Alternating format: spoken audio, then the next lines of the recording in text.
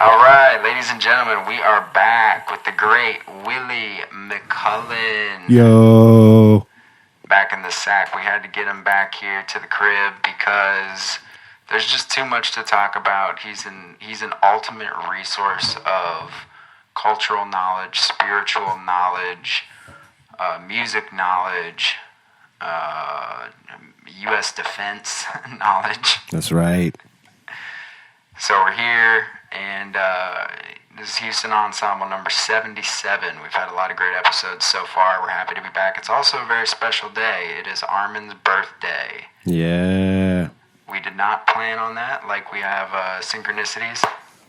Super frequently, we didn't plan on it because we were actually going to do this podcast the other day, but I had to do something.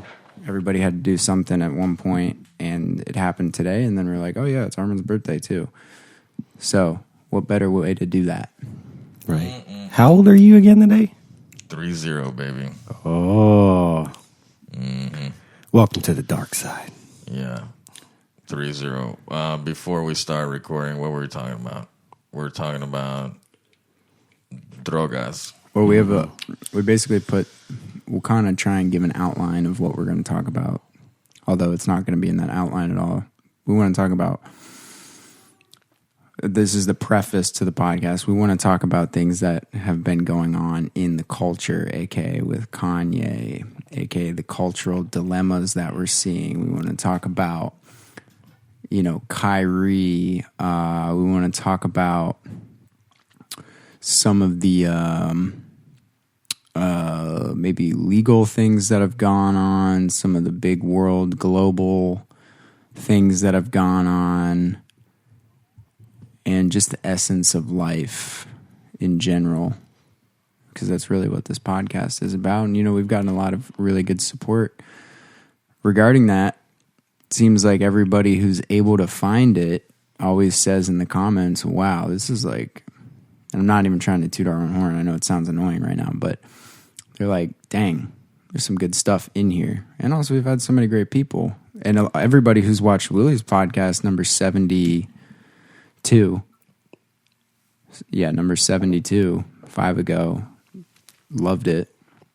And I would like for Willie to just be on here regularly. Yes, sir. Also, it's fun. I would love that, yeah. Some of the most fun. Real quick, what was interesting, obviously everybody who's watching this has seen what has gone on with Kanye West and all that kind of stuff. And what was interesting is that right before that, we had Rabbi Edwin Goldberg of the Houston Rabbinical Association on. And we didn't plan that.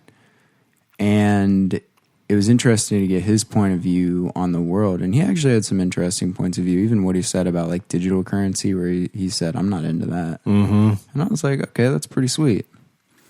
That's just one thing. But I mean, that was a very relevant podcast. Right. Yeah, he might not be into that. But once they start rolling this thing out, the people that want to take advantage of it are going to jump on it. And they'd be wise to do that, because people that are afraid to do that, cryptocurrency was like a test drive. Mm-hmm. It was like a massive social test drive. I don't know who it was. Some people think Alan Greenspan actually is Satoshi. That former Federal Reserve chairman, huge business executive, one of the most influential financial gurus in American history, basically designed a system that would allow people to decentralize money. It is widely known that the tobacco and diet industries lobby governments with scientific propaganda for years until proven guilty in court. The artificial treatment of our water is the next corporate deception. For example, virtually every nation in Europe has rejected the use of artificial fluoride. International studies since the 40s have repeatedly shown that endocrine and neurological effects increase after repeated consumption, even at the levels accepted by U.S. government. Epic Water Filters is the most thorough industry-grade filtration system that Houston Ensemble has ever used. They reduce heavy metals upwards keywords of 99.5%, such as lead and mercury, bacteria like E. coli, and poisons like chromium, nitrate, and fluoride. Join us in our journey to living a toxin-free life and get your epic water filter using discount code Houston Ensemble lowercase one word. That's Houston Ensemble lowercase one word for 20% off your epic water filter. But nobody talked about how that could also get corrupted. Mm-hmm. And then you could say something is decentralized when it's just not. Point blank, period. And as our good friend Claude Emmanuel said today, which is a great point and probably accurate to some extent, he was saying that this FTX crash, which is some like $90 billion cryptocurrency thing, was maybe a means of getting people out of the cryptocurrency and getting them more back into the federal market, et cetera. And also I saw a news article the other day that said the New York Federal Reserve is starting a digital dollar program test run for 12 weeks. So, we can look into that if we want to, but that's kind of a good... Actually, it was Edward Snowden who posted it on Twitter, and he was like, here we go. So we'll see what that means. I don't think it'd be a good idea to really have a digital dollar created by the federal government. I think that's dangerous. Yeah. I think that's a slippery slope. Yeah, it seems like we're just now finding out that all this is a scam. It's crazy because I feel like this time last year, everybody was in the cryptocurrency. Everybody was up, and now it's like dead. Nobody's talking about it anymore. Yeah, and with all that too, even this week there have been a ton of like tech layoffs, just layoffs in general, plus inflation. I was listening to the Valuetainment, and they were talking about how like Facebook released an article in the Washington Post saying that they were going to probably lay off 1,000 people, but it ended up being 11,000 people. Wow! And then they were talking about how the consumer debt is way up. And a lot of it's credit card debt. And then you're like, well, shouldn't the credit card companies also be taking a hit? Or the banks? Mm-hmm. Yeah, credit/banks be taking a hit. And then you go to Chase and you go to Visa and they're way up. And it's like, well, how is that working if nobody's paying anything? Mm-hmm. Obviously, I'm not good. I'm not like good at the economics of all that stuff. But they were going into that more. So I would recommend that for the more detailed approach. Yeah. Let's spice things up because I thought what we were talking about right before we started recording was really real and it was a little bit dangerous, but it's in these topics that we get to figure out like what's some real shit. And we were talking about stimulants, and we were talking about a certain stimulant called cocaine, and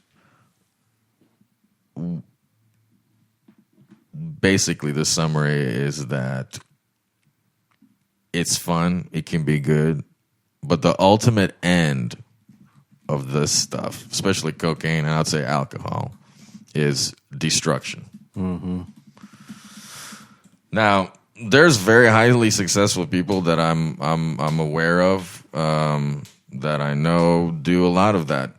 They do it all the time, and they're able to harness that, which you can do.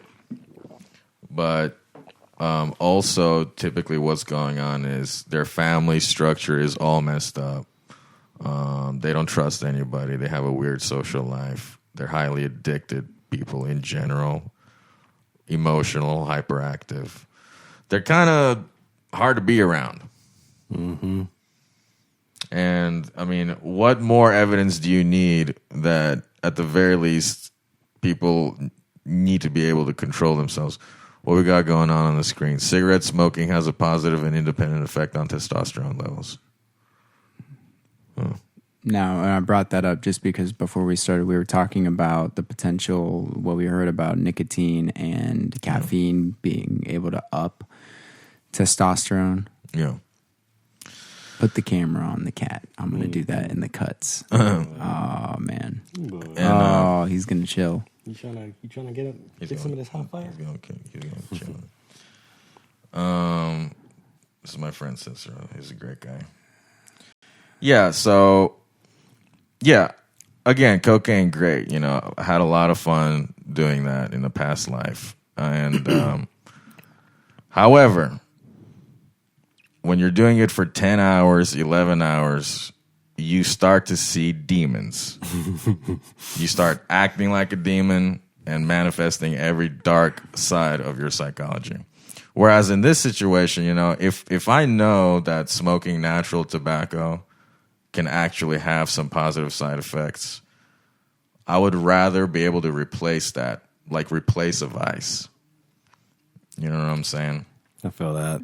Yeah. Well, everybody like talks about, for example, cigarettes as like the worst of the vices, but you have your vice, whatever that may be. It might be Whataburger every week, like multiple times a week. Pick your poison. And so in this study right here, it just in the abstract, obviously you need to read the whole thing to do more, but we have found the following. A, smokers had significantly higher testosterone and FT and free testosterone levels compared to non-smokers, even after stratification as per age.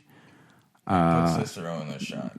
And anyway, now that we can continue, and we were talking about that too, because I saw a post about smoking cigars, and there's a chemical in cigars that blocks the production of estrogen in men, which then upped the testosterone level.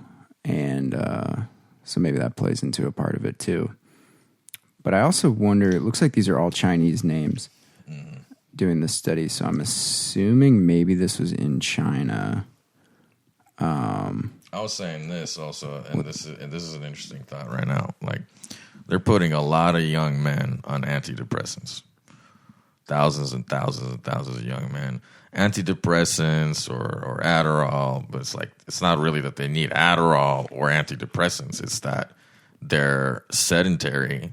They're down on themselves all the time. They're not thinking positively.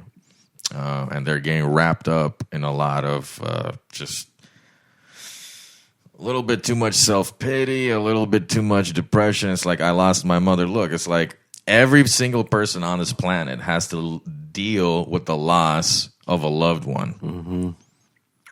Every single person. And we all know how it's going to feel or how it's already felt. Mm-hmm. It's kind of a cop-out. It feels terrible. Okay, next. Mm-hmm. And where is maybe a possibility to replace these SRIs with testosterone therapy instead? I'm not saying just replace one chemical with another, but I have a hunch that if these men actually had energy and ambition and drive, that a lot of these pitiful habits would go away. Yeah. Yeah, and just a passion in general. Like exactly. Passion. Like a meaning to life. Because I do think a lot of people, they don't have like a solid meaning. Or maybe they have a full-on job. Yeah, but regular that's not job. feeding their soul sort of thing. And so then when somebody important like a parent dies, they're like, it puts into perspective what they're doing. Yeah. And then they're like, dang, I'm working this dead-end job for the rest of my life maybe. Mm-hmm. And now anything that has meaning has gone away. Yep. And so that's I think a key factor with that. And maybe you don't even need you might not need anything. You might not need any chemical at all. Maybe for example, your testosterone level is totally fine, but what you need is a mindset change. Mm-hmm. And I just talked to a friend of mine actually who was on 11 different I think he said 11 medications at one, like throughout his time, 9 or 11. That's a lot. And since sophomore year of high school, and at this point out of college at his regular job, he's not on anything. And I was like, whoa, going from that much. And I knew it throughout college too. Like I knew him during this period. And he was fine. And what he said, yeah, because I said, how do you feel? And he was like, I feel fine. I mean, there are some times when I kind of think I want that to be happy, but then I'm like, I guess I don't really need that. Mm-hmm. Yeah, chasing happiness is is the wrong move. You're not gonna chase happiness. What you're gonna chase is excitement. So when something Euphoria. yeah, well, also got to be careful. Excitement, excitement can be parachuting. Mm-hmm. Excitement can also be fucking, free climbing on the giant rocks and Right. then falling. There's obviously weird and kind of unhealthy forms of excitement too that you could list. So you got to be smart about it. But And see, that's a vice too. Yeah. Where it doesn't look like cigarettes where you're like smoking this thing, but you might be so addicted to, I'll just use free climbing as an example because so many people have died doing it, where they're like climbing up a giant rock face with no ropes and they do fall and they die. And it's like, well, That's wild. what if you smoked cigarettes instead and lived your entire life? People give a little more credit to the free climbing thing because it's like maybe quote unquote exercise or physicality or it takes strength, whereas smoking cigarettes doesn't. Let me ask you guys this. Do you think with just talking about passion, being passionate, I guess now these days I'm questioning, or is there just like type A and B people when it comes to passion? Like, can you grow to have a passion? What if there's people out there that just, they don't have anything they're passionate about? it takes an awakening process, which is very risky because you have to literally question every choice you've made in your life. And in order to get into a passion, you need to stop caring about preconceived lanes. I'm going to go down this path because this was established for me and generations have done it, and this is how you do it. And then all of a sudden you wake up, you're like, whoa, I'm doing what everyone else is doing. Yeah. I thought this was going to be cool or something, but it's not. And unless you face that, because that's terrifying. Yeah. You did everything right. Yeah. Like you're supposed to. And it feels like nothing. See, and that brings me to the topic of some of the women I've been dating. I feel like they're attracted to me because of that passion, because they lack that, And I like to ask them, all right, if there's money's not involved at all, you didn't have to worry about money at all, like what would you do? And it's like, I feel like majority of them don't have an answer. And I'm not dissing you women. I love you. But I have noticed that. It's just, I'm simply observing here. And that just reminded me of like a thought that I had last night. I can't remember if it was like a dream or I was thinking while I was going to bed or something. This might not even make sense when it comes out, but I was saying to myself, I was like, when raising a child or putting a kid through college or something like that, when you're guiding them on what to do in life, I was thinking you need to follow exactly what you're obsessed about. Mm-hmm. And then the thought came to my mind. I was like, well, what if they're obsessed about watching TV? Maybe there's a route for that. I'm sure there's some route for that.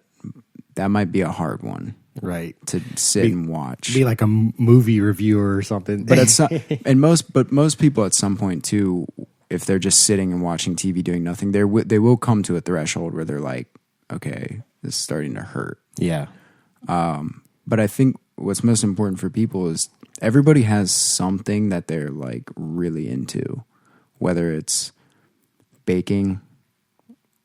Some people love doing math. And those are the people that need to be doing math and studying math, or constructing little things, mechanics, electronics, music, etc. And if you find that thing and then you can obsess over it, that's what you need to be doing.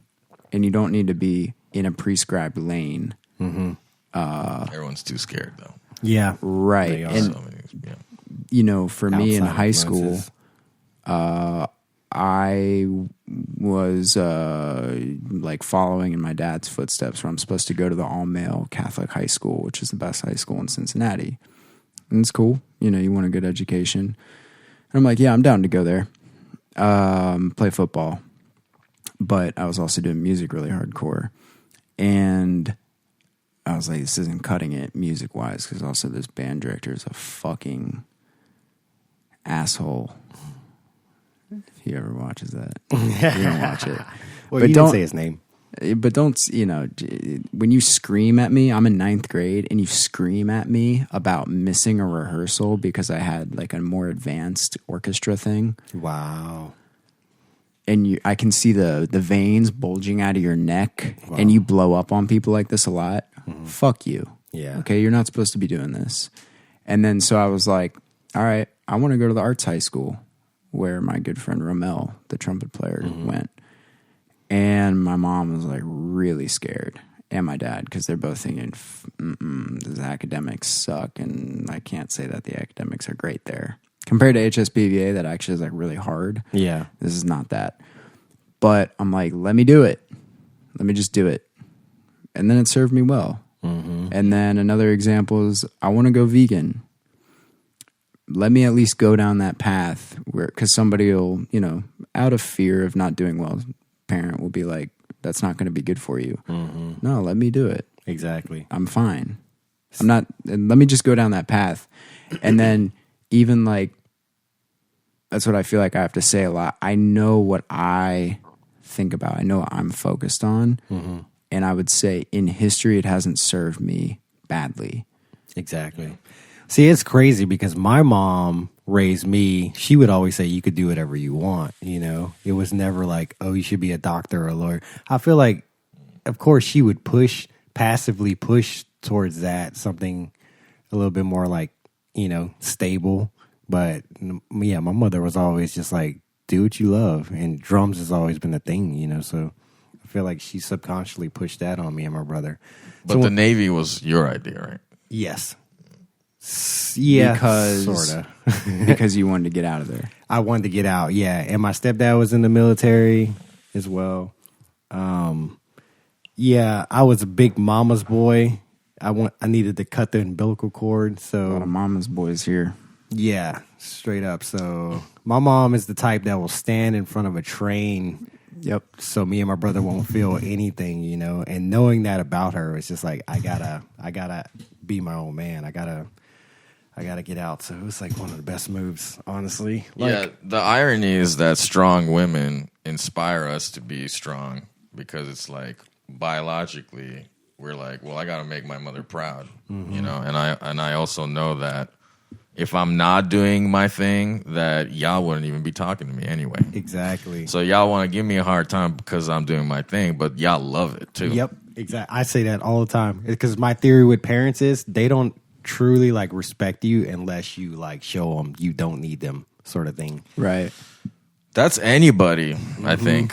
Some people don't get that. It's crazy. Some people Yeah. truly don't get that. They use their parents as like scapegoats, sort of thing, and it's like your parents are helping you out for sure, but like you got to realize like mentally they're like they got you on a certain level because you haven't manned up yet. They're risk averse naturally, so they're not going to tell you to take risks because it's not their job as a parent to throw you into the fire. Exactly. The other, what's nice about the music thing is like, maybe I'm not rich and famous right now,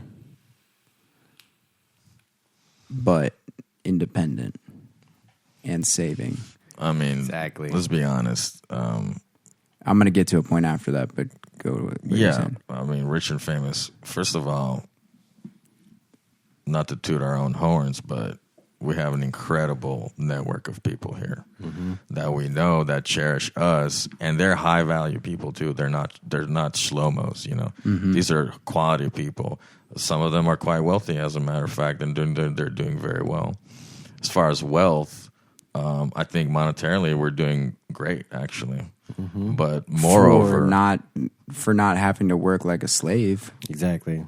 I mean, And sometimes you could call it slave work, but that's just putting it down just to give somebody a concession for no reason. Because some days are fucking hard and like tiring, but I always say I kind of like it. Like on those Sundays when we play all throughout the entire day and I'm on 2 hours of sleep, kind of like that. Exactly. And we're still playing music at the end of the day too.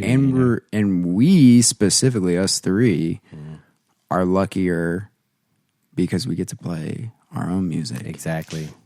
creating. I feel very privileged. I feel I'm inspired to keep going. Yeah. I'm not deterred whatsoever. No. Everything I own, my car, every single thing that I own is mine because of music. Exactly. And shit. I mean, God is good. Yeah.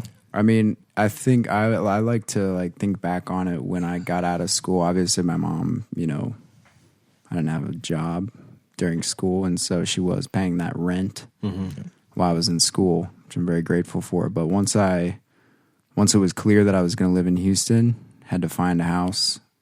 Armin and I got the house. It was like she gave me 1 month's rent, and I just got to work and didn't look back. Exactly. Yeah. And that was it. That's what I did. And then everything now is created from music. Mm-hmm. The podcast, all our shit that we have, everything that we've been able to do, places we go, people that we get to meet. Yeah.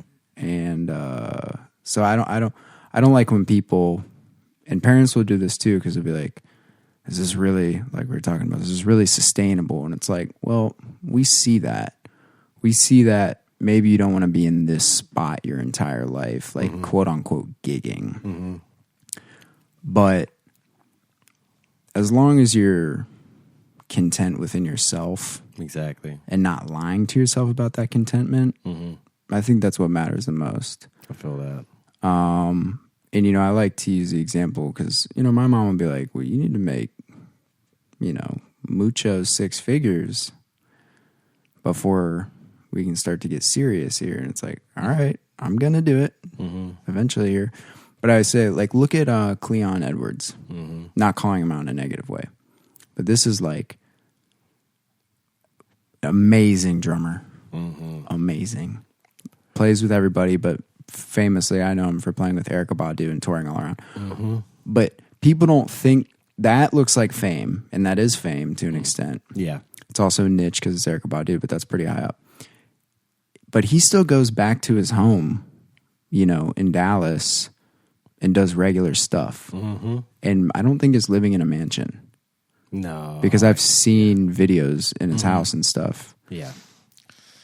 And so that I'm saying the music thing to the outside perspective depends on who you're looking at. If you're looking at Herbie Hancock, yeah, he's got like a mansion in Maui. Yeah. Or like Bruno Mars or something. Or Bruno Mars.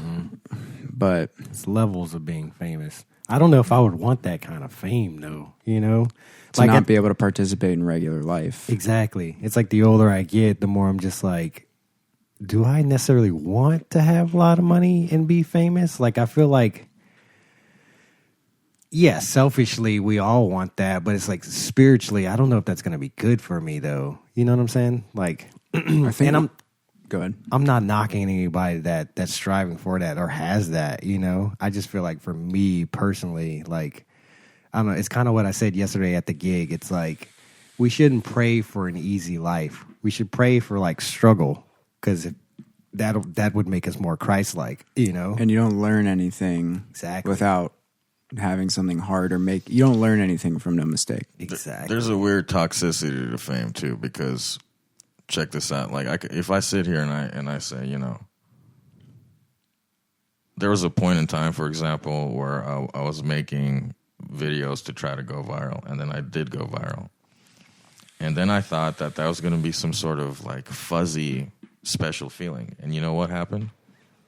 I didn't care at all. I didn't care one bit.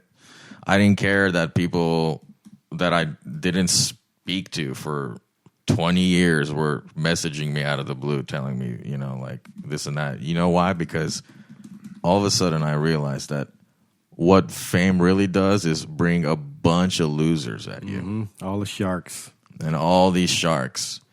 And it doesn't actually make you happy. What's making you happy is doing what you're doing. Exactly. Let's real quick listen to one of your great viral remixes. That's technically not viral, but it's a good one. I think I saw it before I met you. Yeah. For anybody who hasn't seen this. I have not seen this one. That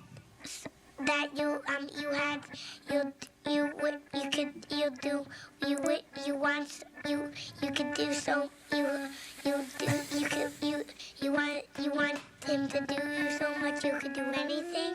Have you ever had a dream you do want you had you can what's that you do want you had you can you do Shit. you can you do you can do what you can do anything. That's so cool. God damn, that That's beat goes song. hard.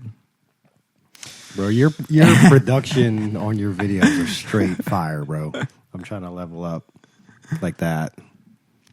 Yeah. It's well, I got to the point with the social media stuff where I could almost feel the gears moving in the algorithm and exactly how it was performing and what it was rewarding in your behavior. And I saw even way back in 2016 where it was headed, where they are now going to only reward you for the behavior they like and nothing else. That's what I see. So they dangle the carrot at you, especially when you're doing good, you're getting some views, and then they keep tugging at it a little bit, and then you move a little bit away from where you're at, and more away, and finally, you're at this psychological slave trap where you're only making material that is dumb. You're only making material about Cardi B, what Cardi B just said, because it was so funny and viral, Right. and all this stuff, and it there's nothing in there. No one actually thinks any of that is cool. Yeah, and I wanted to bring this up because this goes with what you were saying the other day when I was looking at our YouTube analytics. Because obviously, I think we are obviously shadow banned to an extent based on what we post. But I was looking at our analytics and I was like, oh man, every time we make a video, kind of like a clip of a podcast or put out a podcast, our views go up a lot. Now we have a few on there that are like really important, aka this Randall Carlson one that's really hot right now because Randall and Graham Hancock were just on Joe Rogan and they just put out that Netflix series.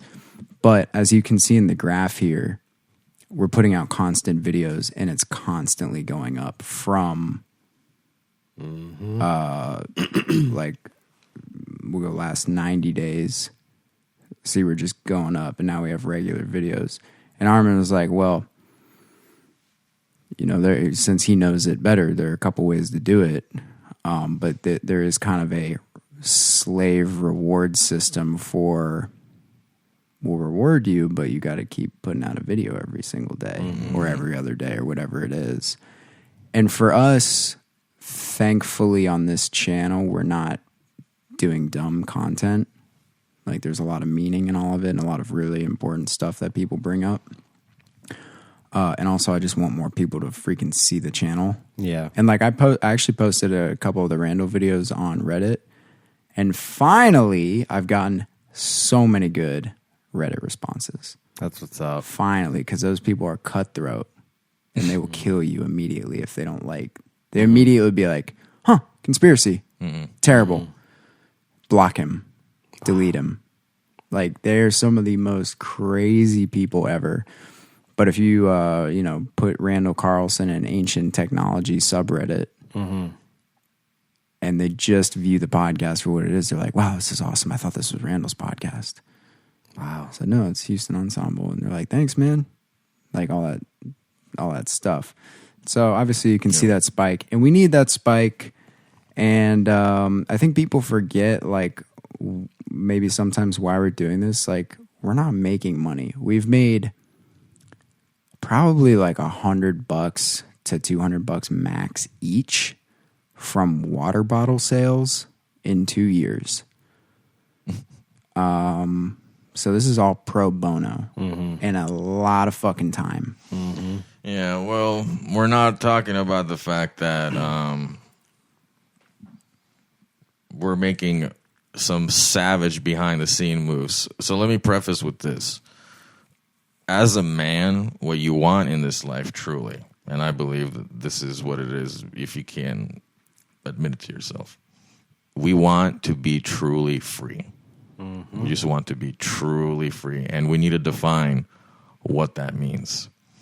If you're always chasing a carrot because of some algorithmic system, you are not free. Can we agree on that? I totally agree.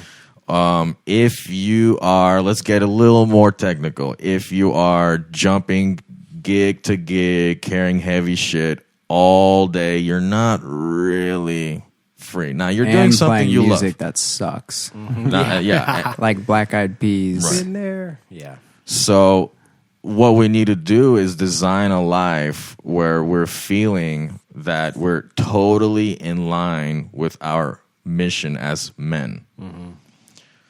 And the more you do that, you tend to find that it gets better and better. But if fear deters you, you're going to be going steadily into the other side. And before you know it, you're 40 years old. And you're like, what the hell did I just do? Yeah, and that's kind of why I always, and I'll be gentle about how I say this, but when you have like a lot of older musicians in the city who are basically devaluing devaluing the music market by still taking very low paying gigs when they've been doing it here their entire lives. Not saying anybody in particular, but just one, as musicians as a whole, 5,666 views in the last 90 days. Wow. Wait, is that just one video or Houston Ensemble in general? Just Houston Ensemble in general. Dang. That's pretty crazy. Weird number. But wow, I wasn't even looking at that. But yeah, that is crazy. Just as a whole, like, we need to up the value of the music market, which I feel like we've been trying to do sincerely. And we've been having success in it in general. There's people that owe us. Well, I'm not going to say it like that, but there should be some gratitude about what we're trying to do for this community, because I don't think people understand that, like, unless we put our best foot forward, Houston's going to continue to be kind of like a lackluster entertainment city. And I think that's such a waste, dude. There could be huge areas and venues of entertainment in Houston because it's huge.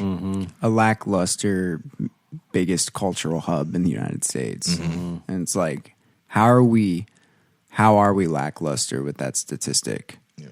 Being the most diverse city and one of the fourth largest city in America, and it's like, you look around in my neighborhood, could be. Now, of course, that's going to make prices go up, and I don't know, who knows if I would live here at that point, but hopefully I would, because then there'd be so much more going on around here. Like, you could have strips of things and, bands and businesses and all this kind of stuff going on. People's own businesses, whether it's clothes, food, music, venue, etc. Because like I've said, when I went to Austin and I was just on Rainey Street or 6th Street or Capitol Street, I was like, damn, this is kind of sweet. Don't necessarily want to live in Austin, but we don't have a couple of those things where you can walk down the whole strip and there are bands at every single venue outside, and you hear music at every one of them, and so many people are out going place to place. Why do you think it's like that? Do you think they invest in the arts more than Houston? Yeah, definitely. Yeah, probably so. Also, it is smaller. True. It's like quite a bit smaller. True. And centralized. And also, Houston downtown is like more of a financial sector and business sector rather than like arts and entertainment. Way more like corporate. And that's why downtown isn't really that poppin' to like go to. Yeah, it's like, I don't feel like I know anybody that. Well, that's not true. But yeah, downtown's not like the scene. It's like compared to Austin, where you go downtown and it's like, I felt like I was in New York for a second. I felt like it was dirty, like New York on one street. I was like, it's kind of shitty. Wow. But that was just 6th Street. Rainey Street, it's like Heights, but a city. Yeah. Full on. So I think that you need to find your passion. Yeah. I think we're leaders. We're leaders. Leaders don't want to be leaders. Like true leaders don't want to be leaders. You know what I'm saying by that? Real talk. Oh, yeah. Real talk. Because somebody that's too desperate to be a leader is easily controllable. Mm-hmm.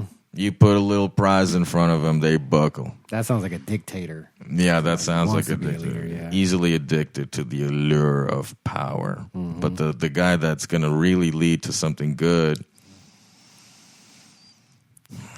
There's a book, I believe it's called The Spiritual Guide of Manhood. And it's a very deep book. I highly recommend it to people. You know, there's a chapter called Live Your Life Like You've Lost Your Father. And I think about that, and that's very, very big. And once you lose something huge, that's when something is activated in man. Unfortunately, this appears to be an unavoidable aspect of our reality. That something needs to hurt us really badly. And let's embrace that. We should embrace that because that's where our power lies. So if we're able to embrace these things and turn it into positivity, we can really, truly deal with a lot of our trauma. And you know, to that point, like, that's why everybody deals with stuff differently. And I've been trying to be better about judging people's emotions when, like, if somebody comes to me and they're saying, oh, man, I've had like 5 panic attacks today. I can't do anything. I'm worried about, am I playing music well? Mm-hmm. I'm like, bro, my whole, like, I think to myself, man, I'm in a lawsuit and my whole livelihood could be on the line. Mm-hmm. You don't have shit to worry about. Yeah. But that's not a good way to go about that because everybody is allowed to feel how they feel. Mm-hmm. Now, acting on this feeling is a different thing. For sure. And so going to the, like, parent thing, obviously I've met people who've lost a parent who like totally destroyed their life. I do think if I lost my mom rather than my dad, it may have been different. For sure. Maybe a little more intense. Mm-hmm. But I was never the person once my dad passed away to be like, oh, I can't do anything anymore. Mm-hmm. Not one bit. And also that is, one, they wouldn't want you to do that. Exactly. 2, that's not smart. 3, that's why I like Jesse I always joke about it. I like Jesse Peterson when he's like, they're dead and gone. That doesn't mean you forget them, but it's like, you got to move on. Exactly. And everybody's going to die at a point. We will die. Make no mistake about that. Now, if my mother died today, I may have to take some time off. I feel that. Same here. But yeah, it's not a good reason to like throw away your entire life or become some sad sack. Exactly. It's probably a better impetus to go harder and just be like, do that. And also with the suicide thing, as I've said probably a gazillion times on this podcast, I understand when people get to that point. I've also had spiritual, telepathic, maybe psychedelic experiences where I have completely internalized and understood the suicide feeling of you're never going to be able to get out of this point. Thus, the only thing you can do is kill yourself. I really feel like I've understood that at one point. I feel that. Pretty crazy. Mm-hmm. But these feelings don't last if you continue forward. Yep. And 2, you do not know what's on the other side. Mm-hmm. So I always say, give it the old college try. Mm-hmm.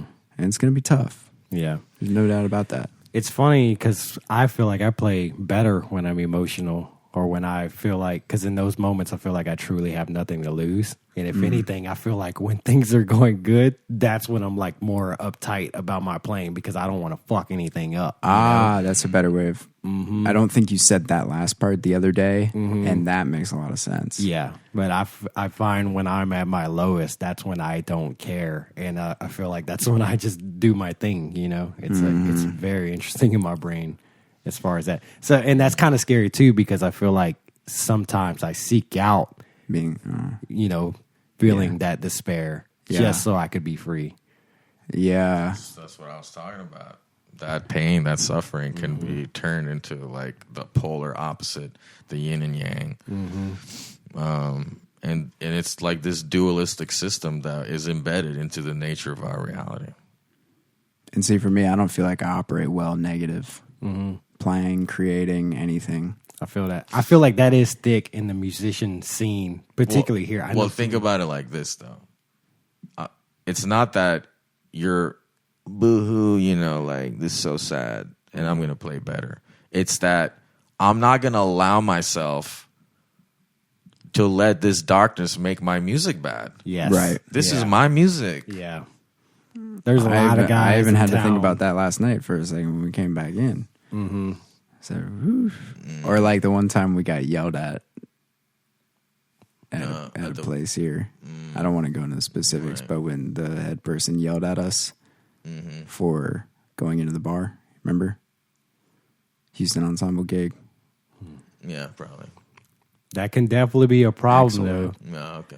Because I feel like I know tons of musicians, and I'm thinking older guys, like past their 50s and stuff like that, they're stuck in that. They wanna feel despair, dude, so they just play amazingly. And it's just like, all right, that's a drug to you. It's like, I don't know, you can get addicted to sadness too. Oh, yeah. So it's like, it's a very fine line. You can get addicted to being mad because it's kind of cathartic. Yep. It's a lot of that. And it also gives you something to talk about. Yeah. One guy told me, a guitar player, I'm not going to say his name, amazing guitar player, one of the most passionate guitar players I've ever played with, but he said that he described it as, I like to draw from the dark, more, because I feel like it makes me play better. And it's like, thinking about his personality, it's like, yeah, I mean, it may make you play better, but like, you're kind of fucked up, dude. And like, I've noticed you don't really have anybody around you, it's just like, so I just feel like it's a slippery slope. Yeah. I got to pee really bad. You can continue. Yeah. Or you can pause. And that's coming from an emotional player, but I could easily see how that could shift on me and go dark. Well, why not? I mean, you have a choice. Every single moment of your life is a choice to either take a risk or not take a risk, or choose the dark or choose the light. You can convince yourself that, this dark shit's gonna make me better, and then you can play better. But you know what you really did? Your mind convinced you that this dark stuff is gonna make you better. Your mind made you play better. You tricked yourself. Yeah, it's true.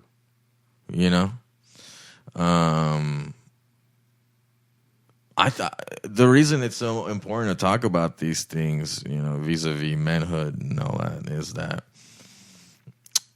honestly, if our boys out here get weak, our society gets kind of bad. It gets kind of weak. Yeah. But when we have strength, things get better. Like, there's beautiful things that a man can do in this world. Like, being a man is a privilege. Being a woman is a privilege. They're both capable of nuclear level stuff. Oh, yeah. In our greatest hour, we can be godlike.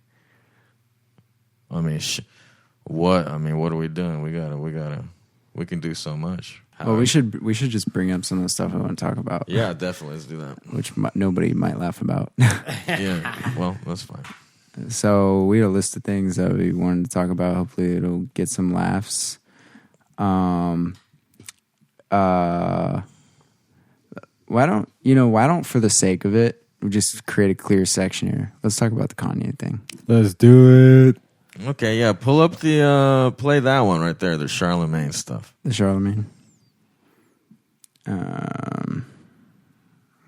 Charlemagne the God or the devil? Which one is he? Mental illness and excuse for bigotry. Here we go. Is mental illness an excuse for bigotry?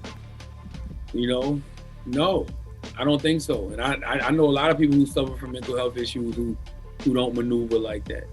And also, you're a multi-billionaire. If you know you have mental health issues, go get help. Simple as that. Like if you got access to every single resource available, go get help. But once again, that doesn't give you the right to be a bigot. You know, I'm sure there was a lot of Nazis with mental health issues. You know, that don't excuse, you know, them being Nazis. And you know, if you attack black people and Jewish people within the span of a week, then you are indeed a Nazi to me. Wow. You know, so I don't, you know, it's bigotry is bigotry.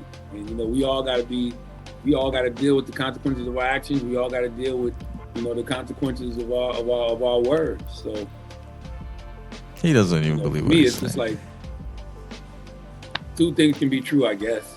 I'm not gonna ever dismiss somebody's mental health issues, you know, but I also feel like he knows exactly what he's doing because I've spent enough time with him and been around him enough, you know, to know how much he likes to stir up waters to catch fish. And I think what we're witnessing right now is dickhead momentum. It's when you've been, you know, going downhill so much by your own doing, right? You've been making these bad choices and these bad decisions and nobody's ever stopped you. And so now you just keep going and keep going and keep going till you run into a wall.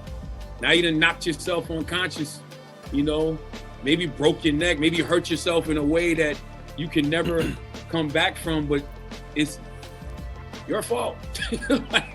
like, and maybe it's our fault too for not stopping him a long time ago. So I think sometimes when you're used to, oh, that's just Kanye. That's just Kanye rant. No, that's just Kanye being Kanye. But then no, that dickhead momentum causes you to go too far. Like the anti-black, anti-Semitic rhetoric, bro, you a Nazi. We don't got time for that right now. We already see fascism rising rapidly in this country, you know, and you choose to like be on the side of people spewing that kind of rhetoric, energizing that kind of hate. It's like, nah. How much time we got left on this clip? Black people, we don't have. Here we go. Hey, we're getting there. Have no power. No matter what we do, we can all click up. We don't have no organization that holds any weight. NAACP don't hold no weight. We don't have no organization that holds no weight. You can't speak bad about. Yeah, rewind a little bit. No matter what we do, we can all. Why isn't it coming up? Is mental illness an excuse for bigotry? What we do, we can all click up. We don't have no organization that holds any weight. NAACP don't hold no weight. We don't have no organization that holds no weight. You can't speak bad about a Jewish person because they have organizations and they're a close-knit group of people in power who will bring you down. Same thing with gays. You can't say nothing bad about gays because they move as a unit. Black people don't have that. I mean, if you do a racist comment about black people, there are repercussions. When? You don't just walk away from that. Who? Give me an example. I mean, Kramer. That's because he was white. And nothing really bad happened to him. You know why nothing bad happened to him? I never really heard from him again.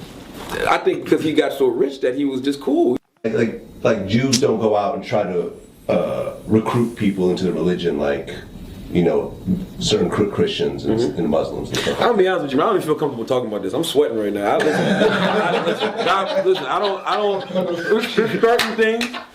certain things I don't like to talk about, and I love Jewish people, but they're powerful. Yeah.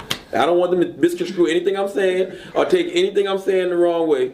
So I would much rather not even have this conversation. I have a lot of great Jewish people in my corner. I have a Jewish conglomerate. Yeah. Yeah, absolutely. You know why there's not a lot of Jewish rappers? Because there's Jewish owners and Jewish CEOs. They run these labels. They're the bosses. That's why I'm uncomfortable. What did Kanye say? He said he's totally contradicting to all the artists and happy Hanukkah to all the label execs. It's the truth. They run the big. All right, right. So that's for not some OC. reason you couldn't see him talking. We'll put the clip in post, right? Yeah, I could put the clip, but I'll just say it now. That was Charlemagne talking from another interview a while back. And this one's newer. This one's newer. Yeah, it's like, how much they pay you to do this commercial, Charlemagne? Right. Going back to the idea that, if you're really trying to be a man in this world, you want freedom. Mm-hmm. And are you free if you buckle like that? That's what I'm saying. He sounds like a biatch. Like, yeah, I'm he free to talk said about this. Jewish people are powerful. I don't want them coming down on me. Mm-hmm. And Kanye wasn't spiraling down. If anything, was the richest black man ever. So it's like, how crazy is he if he got so rich? That's what I'm saying. And why would he fuck that up? And Charlemagne said we should have stopped you a long time ago. It's like, no, you wouldn't have, because everybody was pro him. Exactly. The entire time. They loved everything he did until maybe the first thing was when he put on the Make America Great Again hat, which I can't really speak to. I don't know all the details of that, but also I feel like that's not even super worthwhile, but also Kanye he's gonna do stunts regardless. Like if for the White Lives Matter thing, I'm sure he does have thoughts about that. Obviously he does, but firstly, it's not wrong to say it. We all know the backstory of what people say about that. So I guess Candace Owens is doing it because she doesn't like the chicanery that happened with Black Lives Matter and the financial gain and how it actually took advantage of black people at the end of the day rather than help them. Yep. Right? And it's a setup thing. And that's what people were saying. And then when people criticized it back, 2 years ago or a year ago, and all that information wasn't as public, even though it was already known by plenty of people, now that information is public, they're like, all right, well, we see that. And then Candace, of course, is making that shirt with Kanye, and just to make a statement. And I don't think that's Nazism. And also, stop using the word Nazi. Exactly. Like, that's like a trigger. They're like trying to create a trigger word. Yep. I'm seeing a lot of beta tactics. Yeah. I'm seeing a lot of lying and hypocrisy. I can't respect a man that is able to be such a hypocrite. That's not a man to me. I can't even have fun with a guy like that. I don't know what he's gonna do at the party. He's gonna throw some beta shit at me. Exactly. I wanna for when people watch this, I wanna like dissect this kind of like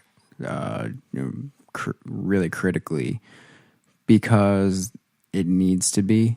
And so the whole point of what's going on is that Kanye West is calling out the people who own him / musicians / rappers / majority.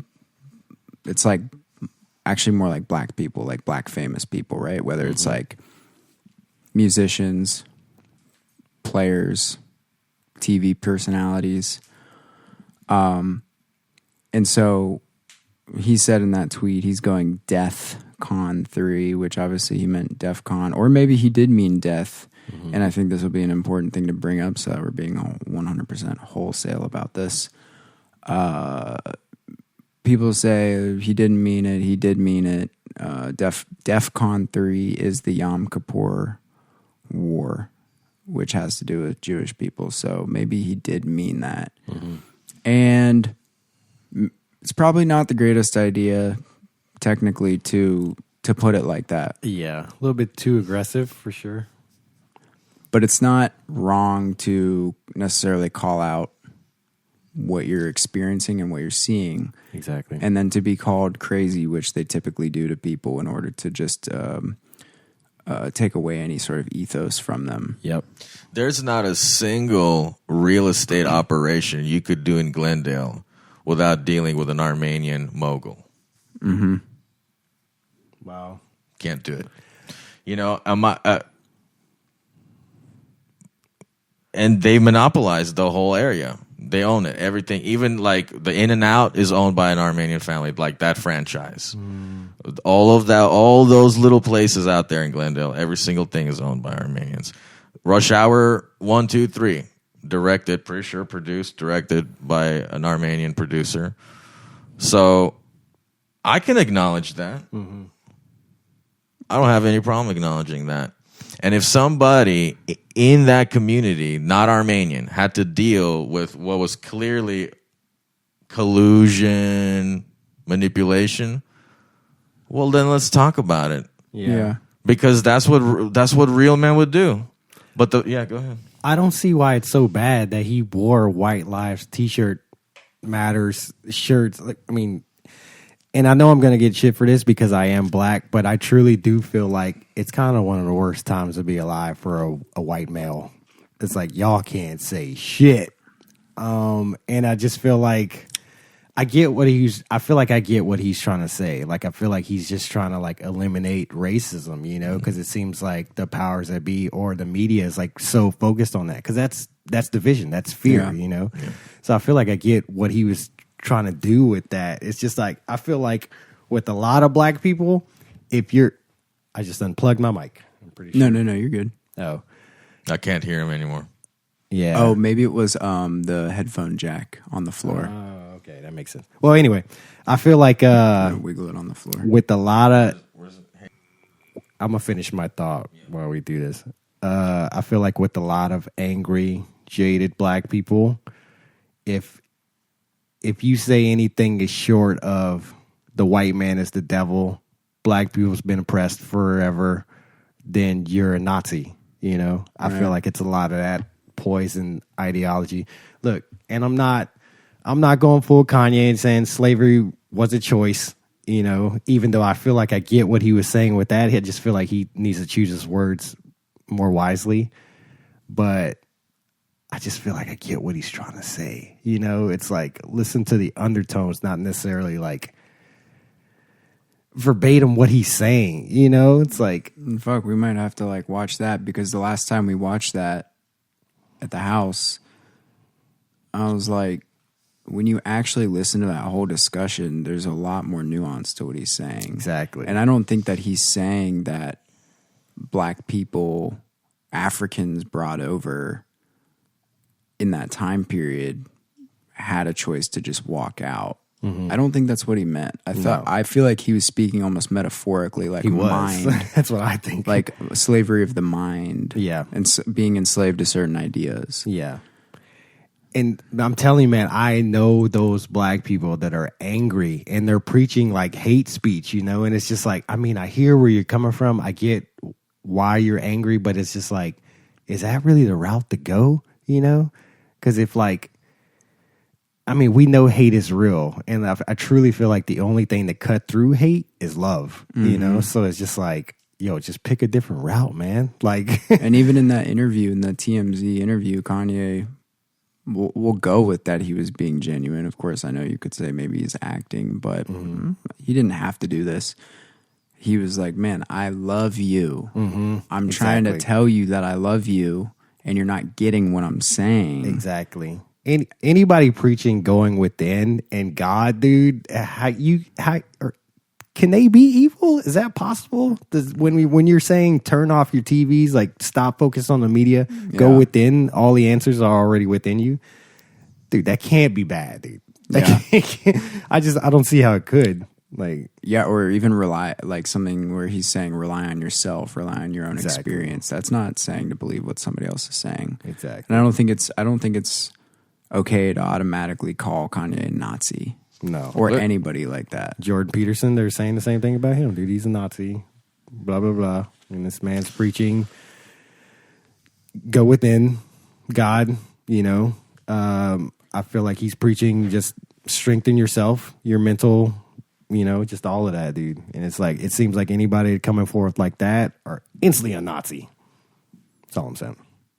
Yeah, it's a really dumb go-to. And also Charlamagne's talking about the rise of fascism in this country. And obviously you know that he's pointing at the far right. And it's like, they're not in power. Yeah, but you realize what happened is they're like that scene in Indiana Jones where he tries to replace the Holy Grail with a bag of sand. Mm-hmm. They're trying to replace the old hate with the new hate The neocons technically did start the Patriot Act. You know, the neocons lie, whatever it is that you want to believe about 9/11. I'm not even going to get into it, but we know that there were no weapons of mass destruction, as they said. We know that. Yep. But we're just going to look past that. That's fine if we want to do that. Obviously, there's other things to worry about, like your own livelihood. But what's important to understand is they're all in the same bed together. And let's go to the Malcolm X clip. Anti-Semitic. You've many of the things that I've read about you, and you've made a mention a couple of times about the Jews and everything, and I'm wondering if you are personally anti-Semitic. No. How can I be anti-Semitic when the Arabs are half the Muslim world is Semitic? If I was anti-Semitic, I'd be anti-Arab and anti-everything else. No, I think that in this country, there's one mistake that the Jews make. They put themselves in a position where whenever anybody gives an objective analysis of the role that they play, they defend themselves by accusing you of being anti-Semitic. And a Negro is not anti-Semitic when he says that the man who's exploiting him in his community is white, because it is a white man who owns all the stores. Now, is it an accident that these whites who own these stores are Jewish? If it's an accident, then the fact that he says the Jew on the corner is exploiting me isn't an anti-Semitic statement. It's just more descriptive of the man who's exploiting him. Malcolm X. Yeah. Still relevant. Yeah. And Kanye has also said, I don't hate all Jewish people. I'm not talking about Jewish people. I feel like he's kind of getting at what Malcolm X is saying in this video, where he's saying he's being more descriptive of the people that own him as well as his colleagues. Yeah. And it happens to be like that. And everybody knows that. And, you know, Charlemagne or somebody in that first video made a point where Jewish people don't go out trying to convert people. And it's like, well, why do you think that is? Exactly. For people who don't think about it, it's because they're exclusive. And I'm not saying that's wrong. I'm not going to fault them for being exclusive. Yeah, that's actually smart. But see, if we want to be exclusive, like if I started a White Men's Christian Association, people be like, oh, really? That's racist. Or you would get so much shit for that. Right.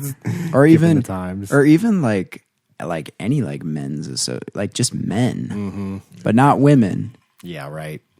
Yep. And, you know, I think this is a good time to bring it up because, you know, my mom is very pro-women. And we were having this discussion about men and women in the workplace and all that kind of stuff. And I said, but you made this is not a critique. I'm just talking about it. Love you, Mom. Yeah. You made your team all women for the point of being all women. That is technically leaving out men. Now, you will be open to having a man at some point, but you're not going for that. Am I faulting you for that? No. You can do whatever you want to do. Now, if you're saying, let's kill all men, different story. Yeah. If Kanye said, let's kill all these groups of people, I'm not even going to say it because I can't risk somebody taking that out of context. Right. If he said that, that'd be a different thing too. Yeah. I guess I don't understand too how people don't fathom that why wouldn't you assume he's been in rooms and shaking hands that you'll never meet? So he probably has a wider view, you know?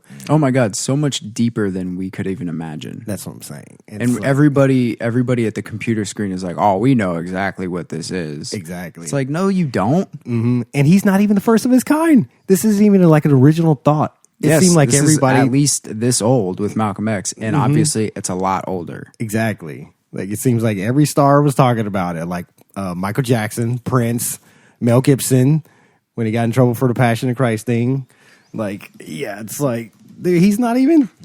It's not even new information. Somebody was going to take over Hollywood. Somebody was going to take over banking. Right. You know, and just like we say, I love that they're so successful. I love that they're so disciplined and they value economics and they value each other. They don't loan money to each other with a percentage. Did y'all know that? That's against their own rabbinical teachings. Right. I did not know that. So, I mean, think about that. It's like insider trading. I can't even say the same about Armenian people. I don't know if Armenian people are even that nice to each other. So my point is, I don't want to say this, but to an extent, I see one aspect of what Lex Friedman says, which is like, why don't we just talk about the names instead of talking about the whole race? Because at least either way, we're going to have to deal with names. If we're actually trying to resolve anything. So let's cut right to the names. There's probably going to be a lot of names. Yeah. Is it so blasphemous to say that the Jews do own everything? I don't know. I find it comedic, dude. You know, speaking about the interest thing, Muslims can't loan to each other.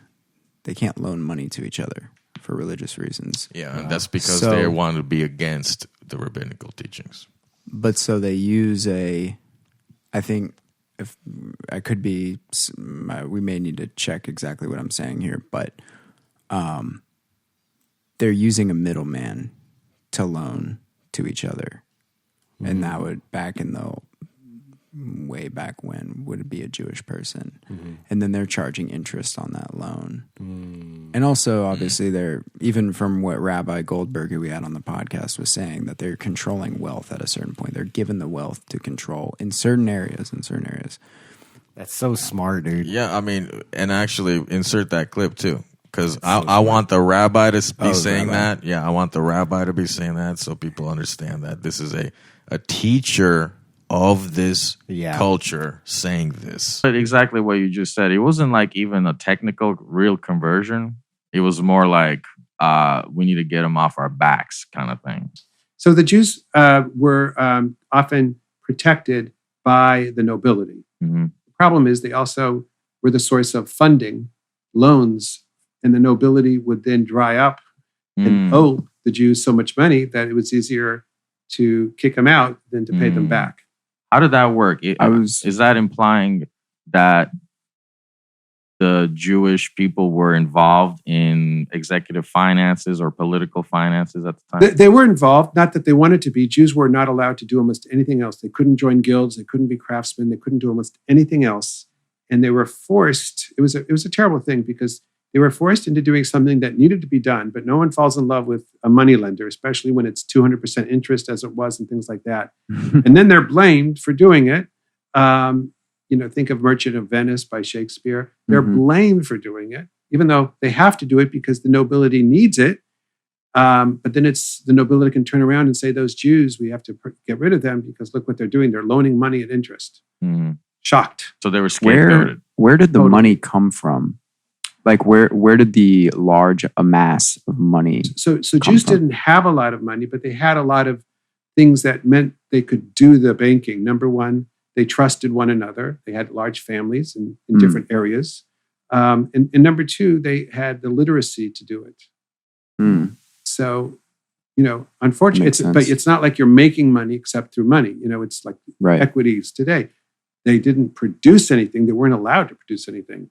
But if you're loaning money at 200% interest, you're going to make some money. Right. Yeah. Do you think they also had, because they were loaning the money, they had some sort of say in what was going on? No, mostly in Europe anyway, except for Spain, I'll say that's a little different. But in most of Europe, the Jews never had power, but they would have someone called a Stadtland or an ambassador, someone with some wealth who would represent the Jews with nobility. In Spain, Muslim Spain in the Golden Age, it was a little different. There was someone named Shmuel Hanagid, the great leader who we're talking about more than 1,000 years ago. He was the vizier, the second in command of Spain, Muslim Spain, as a Jew, and a very he wasn't hiding his Judaism at all. Now, unfortunately, his son took over, and his son had some arrogance about him, so he was killed. They put a sword through his neck because as long as you knew your place, you were fine. But you're never on the level of the Sultan. That's not knowing your place. Interesting. I pretty much get all my stuff from Dr. Firestone. Right. That's a good source. So I keep just remembering so many things. Yeah. Oh, I was going to ask about where was the origin of this knowledge of finance in the community come from? That's a good question. Yeah. I think even in the Torah, there are some financial things. They're pretty simple. Mm-hmm. And then you get to Rabbinic Judaism 2,000 years ago, 1,500 years ago. And one has to know about finance. I'll give you an example. Jews throughout the world since the 1920s, if they choose to, can study a page of Talmud every day in sync with other Jews doing it. Same page. Takes 7.5 years. And so today, for instance, we're on a certain page of a tractate in the Talmud, which the Talmud is Jewish rabbinic literature about life and all sorts of things from 1,500 years ago in Babylon. And so one of the things they're talking a lot about is, what does a groom owe a bride? Mm-hmm. And that's a financial thing. Wedding was seen as a financial thing more than a romantic thing. And what happens if he wants to divorce her? What does he owe her? And so there's a lot of finances involved in community relations. Mm-hmm. Because if you don't have it, then you have resentment, and then you have a lot worse things. Right. Right? Mm-hmm. When people say it's not about the money, it usually means it's about the money. Right. So, it wasn't just Jews, but even in the Torah, Joseph in the Bible is Pharaoh's main money guy. We're told he's the mashpir. He's the supplier of goods and services. In fact, in the Torah, it says that he went one day to the house to do his work. And the rabbis of ancient days say he was an accountant. Sounds like a joke, but no, he was an accountant. At this time, it wasn't the Pharaoh. It was a rich guy named Potiphar. But that was his job to do. Now, in this story, Potiphar's wife tries to seduce him. So the story goes in a different direction. But for the ancient rabbis, Joseph was the first accountant. You guys at home have to watch that podcast. It was great. It was very enlightening, very relevant. My man said a lot. Honestly, I was just like, yo, bro, you're probably going to be fired like today after that podcast. And great guy. He's not going to be wonderful fired. guy. Yeah. This was a really funny stand-up skit short that I saw. Kanye West out here, he's like, Jews run the bank. The next day, no bank. You go, all right.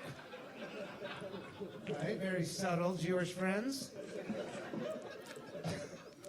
He goes, Jews run the media. They run social media. Next day, no social media. You go, I'm Jewish. I'm like, guys, stop. Stop it. Figure out a different way to handle this shit. You're not helping with the conspiracies here. Oh. Kanye West out here, he's like, I thought that was pretty funny when I saw it. Mm-hmm. But it does go to show kind of how intense this has been with this problem compared to some other problems, where when this came out, he is immediately crucified. Now, that's kind of a funny pun because he crucified Christ. But censorship is real, y'all. You have to say whatever you want. If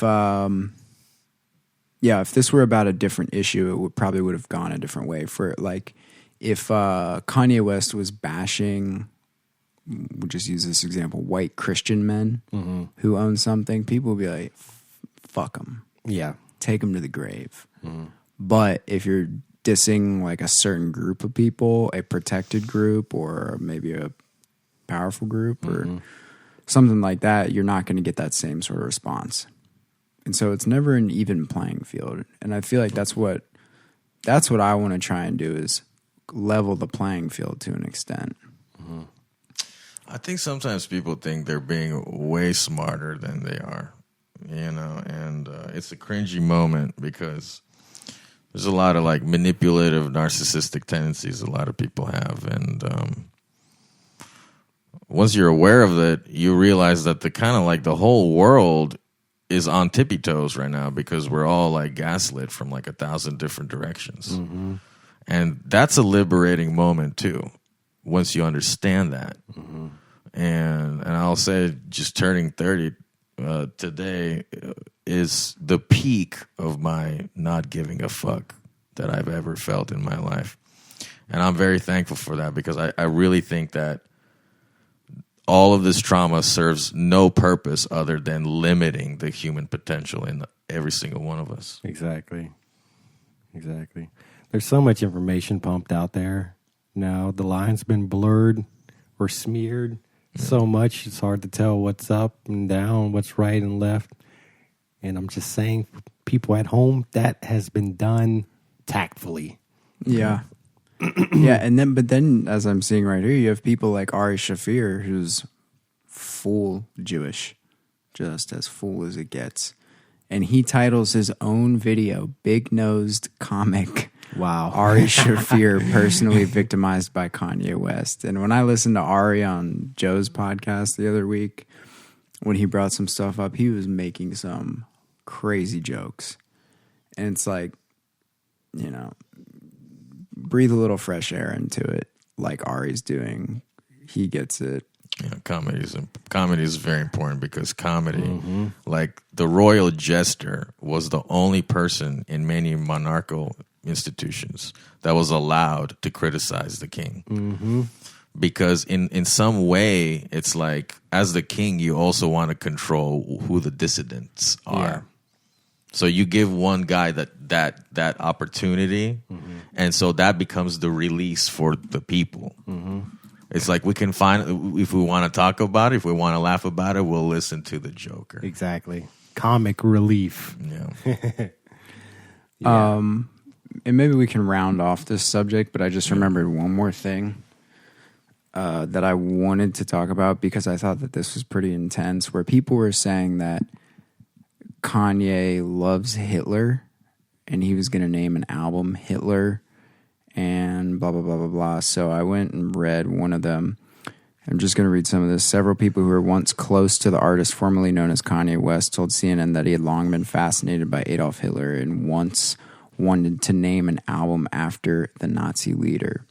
Okay, that is a gigantic claim.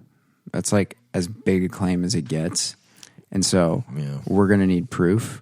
A business executive who worked for West, who now goes by Ye, told CNN that the artist created a hostile work environment in part through his obsession with Hitler.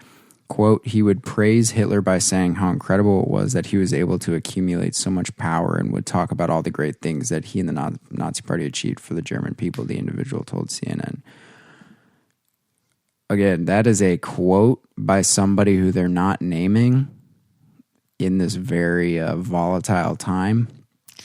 Yeah. And talk about that. Talk about what journalism has become. What is journalism now? He says, she says, bullshit. Okay. I could say, write an article right now. Somebody said that Houston Ensemble is full of gays. And according to local sources, it's true. And I quote something I just pull out of my ass. It means nothing. Right. Is this supposed to be an opinion article or what? Or this is an editorial? I'm assuming. Okay.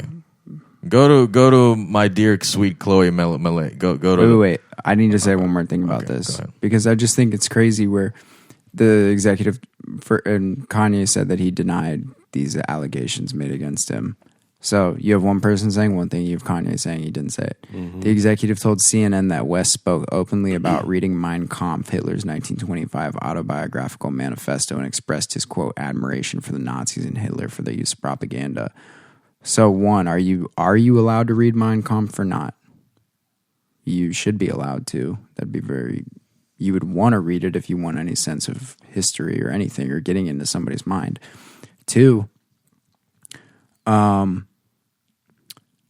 that book is like flagged apparently if you rent it from the library. Interesting. That's what I don't know how true that is, but that's what I can't remember where I got that from. I could see that. I could see definitely people doing that. But then you could admire, or let me think of a better way to put this, critique and be like, wow, they did that really well. Their use of propaganda, because I'm sure they did. Yeah. So that's also kind of like a double meaning of what they're trying to make the word. And then we can be done with this. But then the TMZ guy said, there's a quote, it's probably in this article, Van Latham Jr.,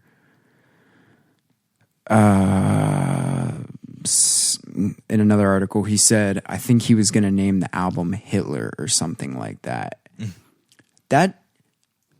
Okay, but that does not work. Yeah. And by the way, he probably wasn't. If you're being realistic about it, And then if he did actually name it Hitler, why do you think he would have named it Hitler? Because he loved Hitler?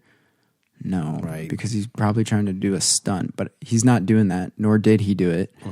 And you can't prove that he was going to do it. Yeah, that sounds like some propaganda bullshit. Just everybody coming at Kanye for speaking his truth. Chloe, click on her. She seems like a very intelligent, beautiful young lady, I'm sure. What else? Entertainment reporter.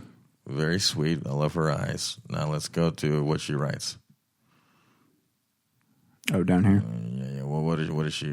Aaron Carter, dead. Okay. Rust, investigate case. Alec Baldwin. Adele. Jay-Z. Yeah, it's like, that looks interesting. So she's a gossip writer. Right. All of this is celebrity stuff. Mm-hmm. You know? Yeah, and they don't write, especially CNN, but mainstream news, legacy news sources at this point, they're not writing articles to get truth out. They're just writing to get hits. I mean, it's like, have some fun. Go out. You really care? Tom Brady and Giselle are divorced. You really care? Who cares? You know? Who cares about Tom Brady and Giselle? Right. So it's clear that our dear, sweet, beautiful Chloe is kind of a propagandist. Mm-hmm. But you're going to be regardless if you work at CNN. Yeah, you're going to have to toe a line. Mm-hmm. I mean, I feel like Don Lemon is a great example of that. Anytime I watch him, I'm just like, dude, where are you at? Exactly. You were just trying to get these people to stumble. Or Chris Cuomo. Terrible. No empire should ever go unnoticed. Now, we brought up some other things. So there's some intense things here. Let's see. Can we sway? These are all kind of intense. We can't just jump into that. That one's kind of funny. Play that one. That one's kind of funny. Yeah, play that. Message of the day. Love everyone, accept everyone for who they are, their differences, their inequalities, like just tolerance and love and acceptance. What do you think of Donald Trump? Him. Oh, God. Die. Wow. It's funny. Yeah, I think that goes with what we're seeing. With what I said, if you start a white man's Christian association, fuck him, die. Mm-hmm. But you call out somebody else, you die. Exactly. For calling them out. I'm so lucky that I have some sort of apparently exotic must that no one really thinks I'm white. Sometimes I think, I walk around with 2 crosses on my chest. And I'm some white dude and whatever that is. And you said it's a hard time being white. Well, I think the media is trying to make it a hard time to be white. Sure. I think they would love for there to be as much segregation and division as possible. Mm-hmm. But I really don't think that people are jumping at the opportunity to be nasty at each other out here. Mm-hmm. Talk about, Willie, talk about real experiences of racism as a black person. Like your experience. Oh, I got a lot of that thick in my black side of the family. They're just jaded, man. Like it's what? And I don't necessarily mean black towards white, but maybe other race towards you. That's the thing is I don't feel like I've experienced that much racism. That's why when people bust in these racism stories are just like I'm not saying I don't believe them, but it's like how much of that is fabricated or how much of that you feel, but it's like we could feel a lot of things, but that doesn't necessarily make it true, Just kind of how you were saying earlier, like how you feel now is not necessarily, I don't know.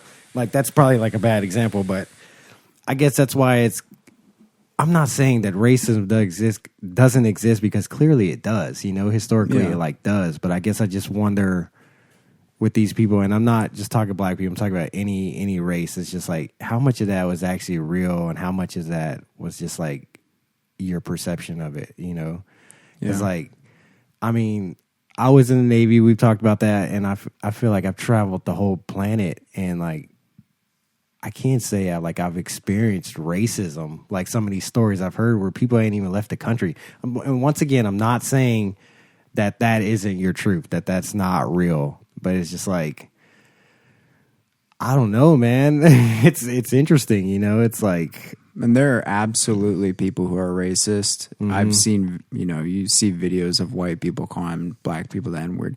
Usually they're fucked. I saw a video of an Asian girl on the subway screaming the N-word at this dude. Wow. And it was really weird. And I didn't understand why it was happening. I think I just saw like the clip of it. Mm-hmm. I'm going to be disowned by black people after this podcast. Well, when I see if I see a video of some crazy white person screaming the N-word at a black person, like I just watched one yesterday where they're in a gas station. And this dude is looks like a meth head, okay? And he's at the counter. And he's just screaming at this guy. And this guy, this white guy, looks just totally trashy. Mm-hmm. And eventually, the black dude takes his, tall boy drink, whatever it is, Rockstar or Four Loko or something, smacks him across the face and explodes. Wow. And I was like, fuck yeah. Wow. That's cool. I wonder what led up to that, him calling. It did not seem like the black guy had anything to do with it. It seemed kind of messed out. Yeah, it seemed like a weird, unprovoked thing. But I don't think, to go with what Armin was saying, that the majority of people, they try and make it, are racist or that are going out of their way to be racist. I think that's a lot of that's hyped up. And I do think that there's a little bit of probably social programming to make you think that people are being racist. That's all we see on the news. Everything's like the George Floyd thing, and with that kind of ties into the Kanye thing as well. It seems like the media exploits those situations and uses that as a building block for their, just pumping out fear and racism. And we could show 1,000 videos right now of other races being racist towards anybody else. Exactly. They just simply show white people being racist. One thing, first of all, when we talk about race, we're always thinking about America. America. There's 400 countries on the planet. 292. There you go. And I thought something like that. It'd be more by now or whatever. It was 220 when I was. Anyway. Wow. And they have their own thing. And they have their own zeitgeist, their own social constructs. And they also had slaves. And they also had not just international slaves, but their own people were enslaved. Virtually every single country you go to, without exception. Yeah. But we got this belief that it all started here. The international slave trade was international. Did you know that whoever was selling those slaves, they were domestic people. They were citizens of that region. So we all did this to ourselves. That's number one. Number two, notice that if you get really into this stuff, it starts to take away positive aspects of your life. Exactly. What more proof do you need that it is a social conditioning? The further you step away from this, things get better. You get more productive, your friendships get better, your relationships get better, you have more fun, you're excited, happy. Yeah, it's a vortex of negative energy, which is why I think that people who are sucked into it 24/7, always posting, this happened here, this happened there. Exactly. We got to go stand out front. We got to go glue our hand to this building. We got to glue our hand to the Mona Lisa or throw tomato sauce on it or something stupid like that. It's that's what I see. You're not happy. You're angry. I'm not saying Jesse Peterson is a great person based on what I learned, but I definitely think he's accurate to never act out of anger. If you have anger in you, you're not going to do well. And that's why you want to operate out of love. That's why I was talking about our Satanist guest the other day. I was talking with Chewy and Nick, and I was like, it was just so amazing to me that she said, it's like she didn't want to love people. And she's adamant about it. Do you love all people? No. And then I see the other Satanist woman walking down the street a couple days later, upside down cross on the shirt. Jesus loves you, so I don't have to. Wow. It's like, why do you want to live your life like that? Exactly. Like what? And you don't look good. Mm-hmm. You look like you're embodying that energy. Mm-hmm. It gives them some form of ownership over who they are because they believe that there's no other way to get out of this darkness but to cause some darkness elsewhere. It's also kind of egocentric. Like if you're wearing that shirt, you're like, oh yeah, I'm on a different edge. Exactly. I'm not pro any race, dude. I'm pro humans. Mm-hmm. Swear I'm about it humanitarian as it gets. And it kind of seems like if you listen to more and more Kanye, that's what he's saying. That's too. what I'm saying, dude. That's what I hear when he speaks. I hear that. He's just like, fuck racism, dude. Fuck being black and white and Armenian or Persian or whatever the fuck you are, dude. Just like, we need to unify as a species. We need to think bigger. Yeah, and it's and I don't know why people don't get it is a top down problem where it's a top group of elite people. Yes. With multiple races included, by the way. Yeah. Yeah, exactly. These people are not racist, dude. They got every creed, every color in their clique, dude.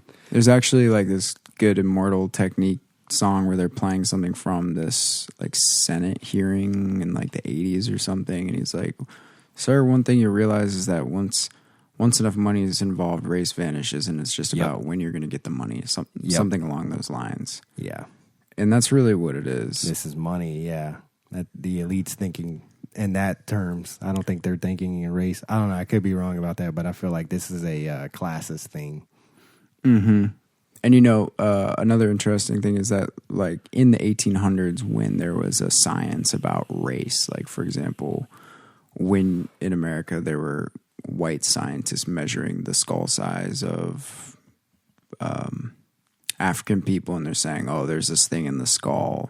That's this measurement that means that they're not as human. You had people who were dumb, or for lack of a better term, not dumb, but ignorant. Like they didn't have access to technology like we do. They didn't have access to information like we do. And they're looking at those scientists like a majority of people would look at our scientists today of the World Health Organization and say, okay, well, I guess if they're telling me that, that's the case, and I don't have to feel bad about it. Obviously, some people did. Yeah. But when you're operating out of ignorance and you're operating on something that somebody's telling you, that's kind of an important thing. Yeah. An important factor to what's going on. Yeah. And I think it's crazy too, because I feel like if you're just one-sided, like if you're a black person and you only like hang out with black people, and maybe other races aren't even the devil, but it's just like you only surround yourself with like your culture, it's like you're not going to learn anything, you know? To me, what I'm attracted to about a person is somebody who dives into like every style. And like you could turn that, we could bring that into music, you know? If you only listen to rock music, like you're going to sound like a rock player, you know? It's like, I don't get how people don't understand. Yeah. And I feel like me and my brother have a different perspective on race in general because we're mixed. Like I got a Hispanic side and a black side, you know? And I noticed even in like elementary, we were different, you know? Because like I call mixed people daywalkers, you know? And that's on some vampire shit, like Blade. Blade's a daywalker, you know? He's a vampire, but yeah. Y'all can tote both lines. Exactly. So like I noticed at an early age, like I would click up with everybody, you know? Because I started playing drums at an early age, but I was listening like Led Zeppelin, Pink Floyd and shit like that. When I would hang out with my black friends, they were just like, yo, that's white boy shit, you know? And in my head, I was just like, yo, what is white boy shit, you know? I like Tupac and Run DMC and DMX and shit too, you know? But I just always found that was interesting because it's just like you're like closed off and like you want to stay in this realm. That's you know? important because it limits you. Exactly. And my example of that is playing at the church that I play at, where you know it's an entirely, for people who don't know, where it's an entirely black church and they're playing black traditional gospel music, which I was not exposed to my entire life. And now I'm exposed to it. One, I love it, like a lot. Two, it's helped me grow as a musician, like crazy. 3, I've gained a ton of respect for it. 4, I think it's made me a better person. Exactly. That's what I'm saying, dude. Even the notion, because it's not like I was going to church and I wouldn't call myself like an outright Christian or anything like that, but even just going to church and being surrounded by that vibration of music, that like pure love, regardless of what it's saying in the lyrics, like pour the blood on me, which I think is odd, but I get it. I'll be listening and I'll be like, I'm right here in this vibe, whatever it means. It's like pure love and pure goodness. And so that's why I think it's made me a better person, and just wanting to keep that. And so if you are either against that because you're not in that race, or you're in the other group and you don't want other people, you don't want outsiders being a part of it, that's limiting everything. Exactly. Limiting everybody, limiting perspective, and not having people be able to be together, which is why I think that the argument of cultural appropriation is a very dangerous, slippery slope, where if you start calling everything cultural appropriation, nobody can do anything. It's division. And then you're getting counteracting opinions, where I have a guy from Kenya telling me, man, please buy this hat. Like, this is so cool. My cousin made it in Kenya. I want you to have it. And I'm honored. I'm like, this is sweet. Thank you. I will absolutely buy it, and I'm going to wear it. And then I wear it in Houston, not thinking about it. I'm just happy. And the black bus driver looks at me when I get off and is pissed. And she's like, do you know what that hat means? Wow. And I said, actually, I did, because I made sure to know what it meant. But then I was so sad and embarrassed. I'm like, well, I'm never going to wear this again. Wow. Yeah. And so I have two conflicting things. Yeah. I like Dave Chappelle's approach on like just different cultures and races. You know, he just kind of makes a joke about it all. And he's right. Like, it's like, the shit is funny. You know, I feel like I'm trying to think of a particular act he was talking about, or he was talking about black people loving watermelon and fried chicken. And he's like, if you don't like fried chicken and watermelon, something's wrong with you, you know? But it's just, it is silly. Like, I mean, we are different, like cultures are different, but it's like, we're not that different, you know? We're all still human. So it's like, But that reminded me of something that I wanted to bring up about dating, and about like dating within your race, because I feel like you've said at one point, you're probably long term would need to be with a black woman, right?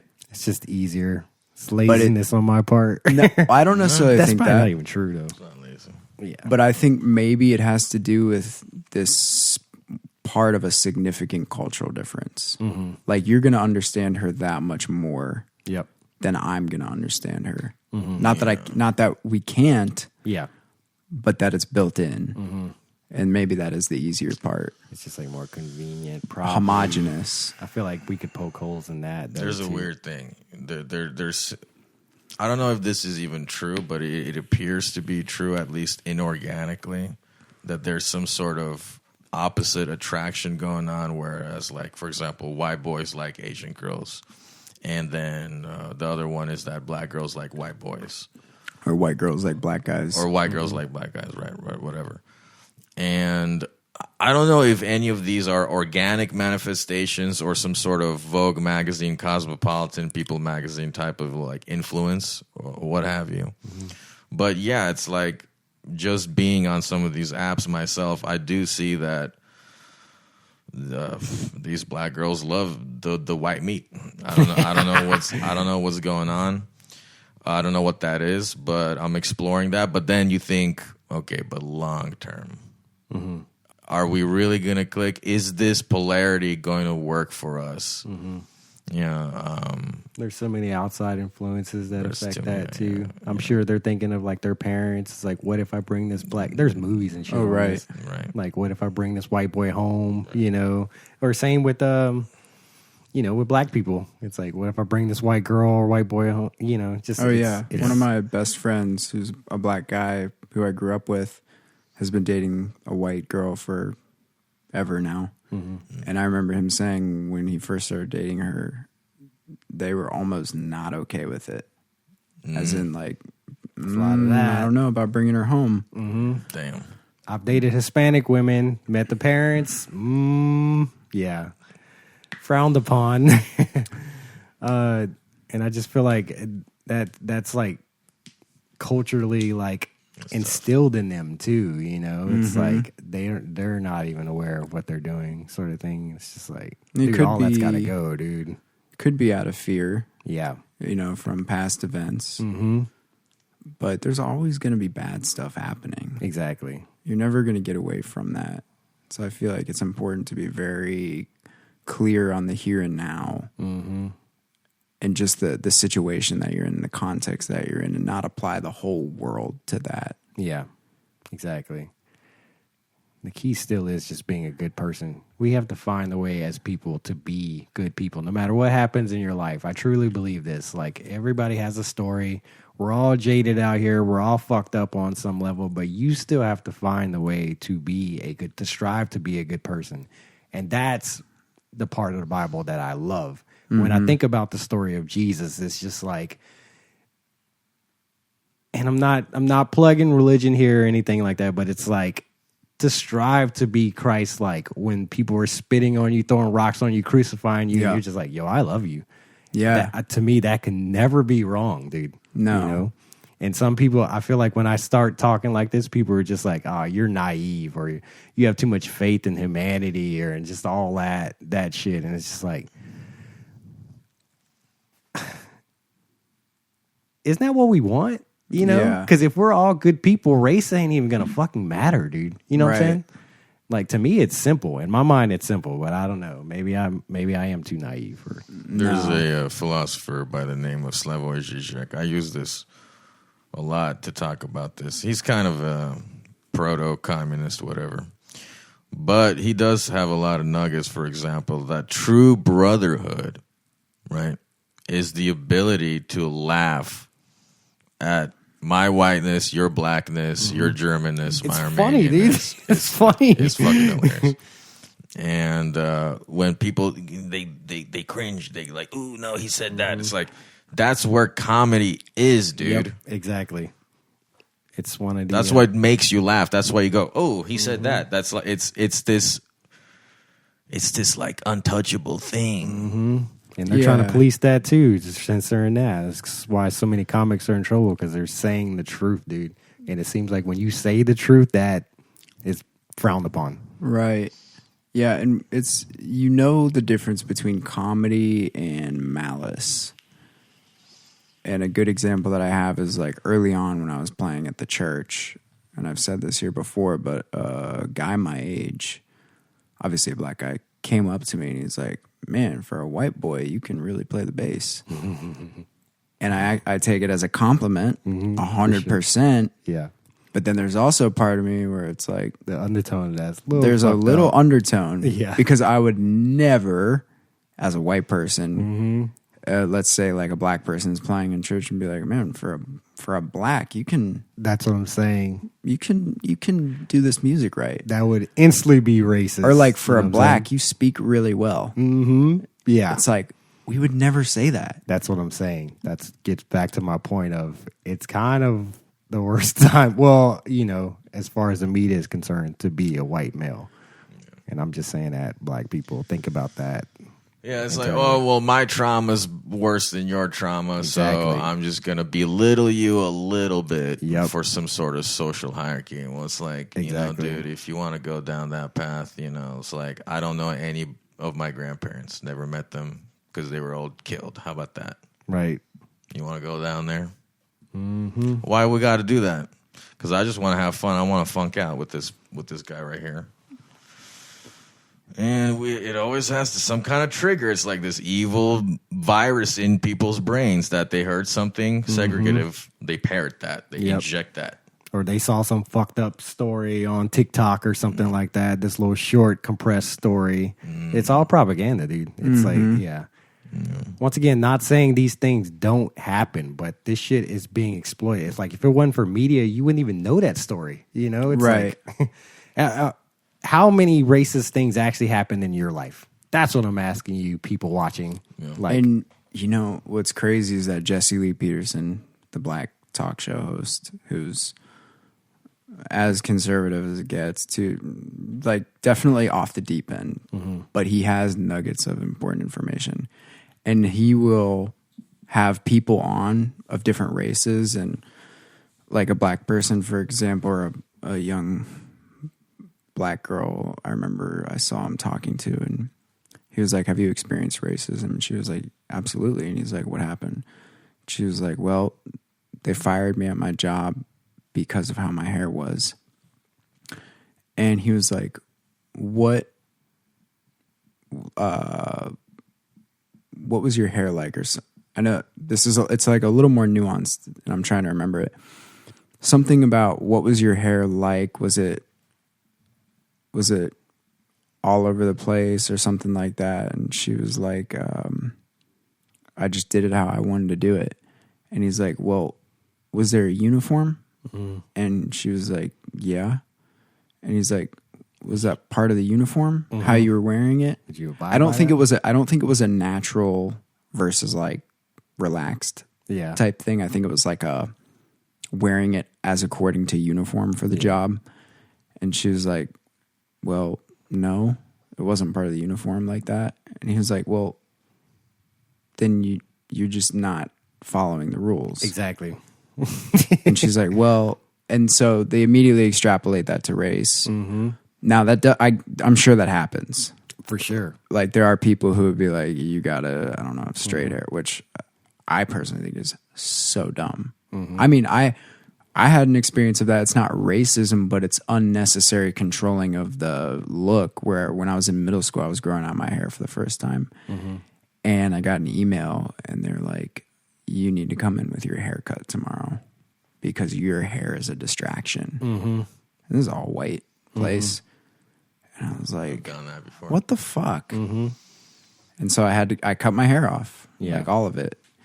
And I was thinking about that the other day, and I was like, that's so dumb. It is, yeah. That they would make you do that. Oh, that reminds me of a great story, y'all. Let me tell you. I like how we did not get funny at all. We just got like realer. Yeah, which, I mean, it's natural for us to be real, so let's sink into it. Fuck it. But I just like that, I was taking French in middle school. And just like that, you know, I had long hair, and the teacher basically said, you know, your long hair is a distraction. It distracts all the other students from the lesson. As if these students are looking at me the whole time, learning French, right? And even, so I rejected her. I said, I'm not going to cut my hair. I was difficult to deal with even back then. But I feel that. Because in my heart, I knew that it was not this woman's responsibility or position to tell me what to do. I could have shown up with a fucking skirt over my head if I wanted to, and a bra over my shirt if I wanted to. No, I'm not going to do that. And there's deeper questions if I showed up like that. Right. But even the principal came up to and approached me later. He did a little more passively. He said, you know, Armin, you know, maybe cut it a little bit right here, like just a couple of inches, like right here, you know what I'm saying? But again, in my heart, so why? Because to appease you? Right. And let me add one more thing. I was a straight A student. So the last thing I needed is for this system to now also control other elements of my personal choice. Oh, and let me actually go back on my statement regarding that. Okay. At this school, because it was a private school with a uniform, the hair was not uniform. Yeah. So I couldn't have that hair technically, but I grew it out anyway. And then they're saying it's a distraction. So I do concede that I was going against the uniform, but I don't think that that's a great thing. For sure. But I would say, like, for example, in that one case that I talked about with Jesse Peterson, it might not be racism. Yeah. Like outright racism. Exactly. And if it is outright racism in another instance, then I'm not for that, obviously. That's dumb. I'm also, you know, just not about really, you know, controlling with what people do to their bodies. Yeah. You know, to an extent. That's like one of the few things I really liked about working at Whole Foods is because they don't care if you have tattoos or you come in there want with a you fro. to. Yeah, they want you to have more personality, you know, which I tried to get a job at Best Buy maybe like 15 years ago or something like that. And I went in with a fro and I was the only one who got 2 interviews. And I'm pretty sure I didn't get hired because my hair was just like too distracting. Once again, I don't think it was a racist thing. I just think that they're just like, dude, you got a lot. It's just like, I mean, how big was it? It was pretty big, dude. This was like before I got dreads. I was building it up. I got a photo. I have to show you guys later. But it definitely was. I don't think it was a racist. But that's thing. your natural hair, though. Yeah. So isn't that your natural form of hair? yes. So it is stupid. Like I definitely don't agree with that, you know. But like at the same time, I can't sit here and be like they're racist. Kind of similar to the military, though, where they want a specific look. Yep. They need you to be focused on what you're doing. Thus, you just got to have short hair. The question is it ever worth sacrificing some of your individuality for employment somewhere? Exactly. That's the question. I'd say preferably not. So preferably not. So let's just go with not then. Yeah. Are we capable of being who we are and enriching this world? Yeah, because there's an example of that. We're allowed to look however we want right now. Exactly. I'm teaching at the most intense private high school in Houston, one of them, I should say, with earrings and tattoos and long hair. Yeah. Wow, in a suit. Now, of course, I cover my tattoos up because I'm always wearing like a button-down shirt. But when I went in for my interview, I didn't really take out all my earrings. And I thought, I might not get it. But I did. I feel that. But that also plays a part in, like, there's so many factors that go into this, too. Like, are you charismatic? Exactly. Can you talk with people? Are you just professional? Because if you're a person that has a look and then also sucks to talk to, or you sound like you're on drugs, or you're stuttering, or you're just not professional, you haven't been taught how to be a normal... Not normal, even just how to be reliable, business oriented, communicative, clear, speaking clear. Yeah. Then that looks going to be fucked up. Yeah. Yeah. Or if you got like, you know, when you walk up to somebody with gauges in their ears that are as big as your fist, I'm for it. Like, you do what you want to do, but it can be abrasive. Or like a gauge, you know, in the bottom of your lip. Yeah. And you're like looking in their lip flesh. It's a little abrasive. And so that might be, it just comes off intensely to people. Yeah. As a uniform look. But yeah, I still don't feel like we should judge on that. No. I don't think we should either. I'm just saying... At that point, it becomes a question of how often you got to clean that. I mean, are you okay? Is this healthy for you? Yeah. You know what's always crazy is the people who like to hang from hooks. You know, put the hooks in their back. Like the guy who's done pretty much all my piercings. He loves that stuff. And he was talking about it. He's like, yeah, people... You cry up there, you laugh up there. Wow. It's just a release. Man, I've hung from hooks many, and this guy's big too. That's so extreme, party dude. with this guy. I'm like, that man, weightlessness feeling. Harley. Wow. Harley at 713. That's my kind of guy. That's wild, man. Extremist. Man, I have a lot of fun, like little maverick stories like this, where I don't know what the deal was, but in middle school, like sometimes girls, you know, they would paint my nails or they like draw stuff on my hands. And it's whatever. It was like middle school flirtation, you know. And I got taken to the side by the counselor, and he was looking at my hands, and he was like, "We don't do gang stuff here. We don't do gang stuff at this school." So it's like, I mean, y'all are, it's just like, it's too outrageous. It's like assuming the negative of people, you know, rather than being like, you know, hey, buddy, you know, why is there blue and red all over your hand? Right. Know? It's like, by the way, do you know that, I was like, did you know that if I was a blood and a crip, that I would be disloyal and I would be killed right now. And I didn't say that, but anyway, what were you gonna say, John? That's another thing. It's just people assuming a lot of stuff. Too. Both sides. Mm-hmm. You know, you gotta assuming about everything. Actually, assuming about Kanye, talking about when somebody posted who I know that was like, I can't deal with anything about love for Hitler. I remember I told you I wrote back and I said, "Oh, do you mean Erykah Badu?" Not even Kanye, because Erykah Badu had a tweet about loving Hitler, where she said, "I love everybody, even Hitler." Not for his actions, but as a principle. Yeah. And like a human. For some people who are deep within the cultural system, they can't get on that wavelength, where I think they need to be. Mm-hmm.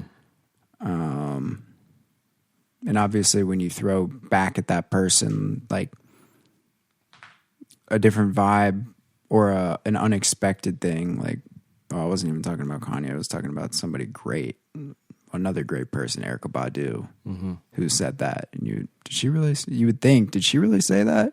It's like, yeah, she did, but she meant it in this way, metaphorically. Nuance is important, huh? Nuance is very important. Yeah, and you cannot go off, like, if you're operating off of that CNN article, that's all hearsay. That's probably completely fabricated. Of course, bro. That's assuming a lot, and you're not going to get anything done. Sounds like some extreme liberalism to me. Yeah. Do we want to round it off? Yeah, let's round it off with something. What do we want to say? We want to speak positivity. We want to speak joy. We want to speak laughter and love and openness, and do it with comedy. Do it with jest. Lightheartedly. Don't take everything so fucking seriously. And critical thought. Critical thought is very important. Actually, comedians are very intelligent. Yeah. They are able to see social nuance very quickly. And that's the comedy of it, to be able to call out somebody. Yeah. Like an Ari Shaffir can make fun of himself. Exactly. So, yeah, and okay, so say something about yourself that's funny and that, something about myself that's funny. Well, I don't know if this is funny, but I feel like I fall in love easy.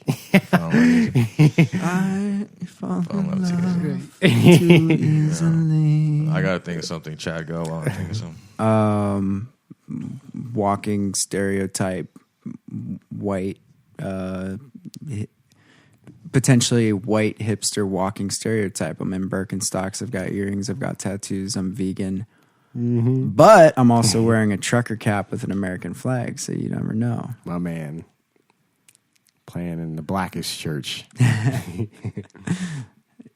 I mean, you don't know how many comments I've gotten on my Birkenstocks at church. I bet.